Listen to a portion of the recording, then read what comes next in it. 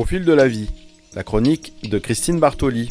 Aujourd'hui, I feel good ou je me sens bien. Vous avez tout pour être heureux et pourtant persiste la sensation diffuse que le bonheur vous glisse entre les doigts. Cette chronique est faite pour vous. Wow, I feel good. I knew that I wouldn't. I feel good. I knew that I wouldn't. So good, so good. I got you. Wow, I feel nice. La routine pourrait bien être notre pire ennemi. Il faut donc amorcer du changement en mettant le jeu et la créativité au centre de chaque nouvelle expérience. La routinite aiguë est ce dont nous souffrons tous plus ou moins. C'est une sorte d'affection de l'âme qui fait que morosité et frustration prennent les rênes de notre existence. Alors, pour un retour à la feel-good attitude, 6 étapes sont possibles. Je lance une opération grand ménage. Et oui, faire un grand ménage est souvent nécessaire pour repartir sur de bonnes bases.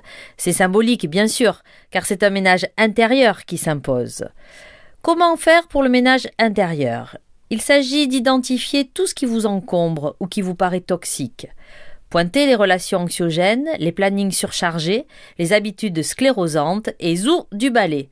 Faites une liste de type « je ne veux plus ci » ou « je ne veux plus ça ».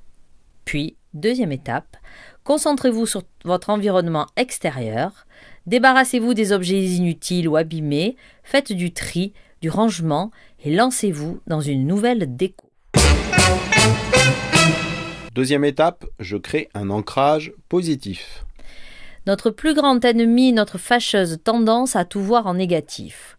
Pour y remédier, il faut se remémorer un moment heureux de son existence et réactiver les sensations agréables, physiques, émotionnelles qui y sont associées. Par exemple, un moment de profonde relaxation en vacances, devant un paysage ressourçant, une fête en famille ou avec votre partenaire.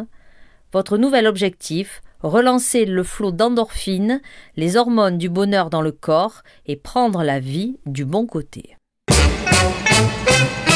Troisièmement, je pratique l'art de la modélisation. Une des raisons majeures de notre difficulté à nous sentir bien pourrait bien être le manque d'estime de soi. Pour muscler notre confiance en soi, il faut modéliser, c'est-à-dire trouver des modèles parmi les personnalités réelles ou fictives dont vous admirez les qualités.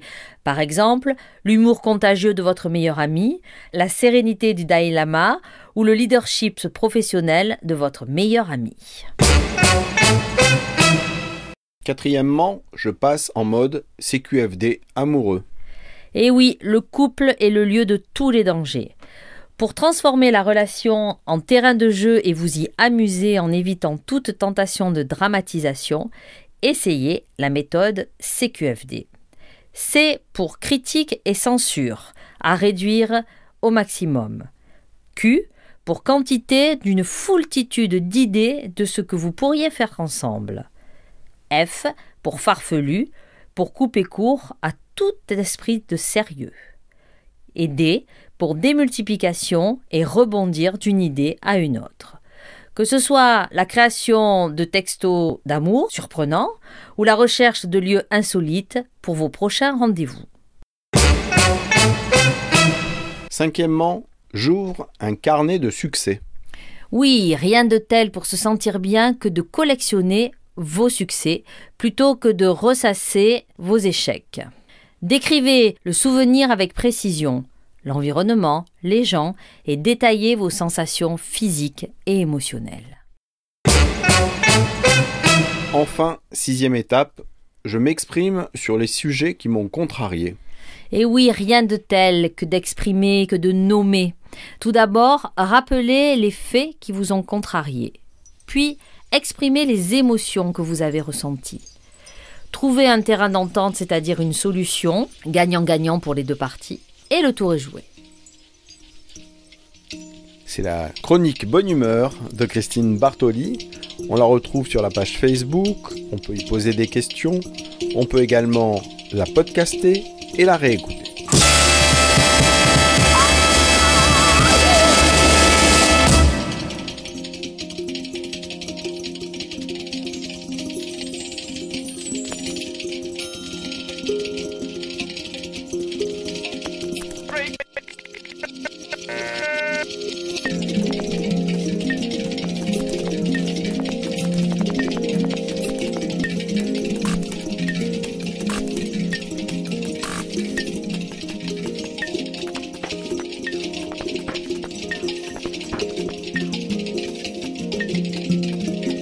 musique.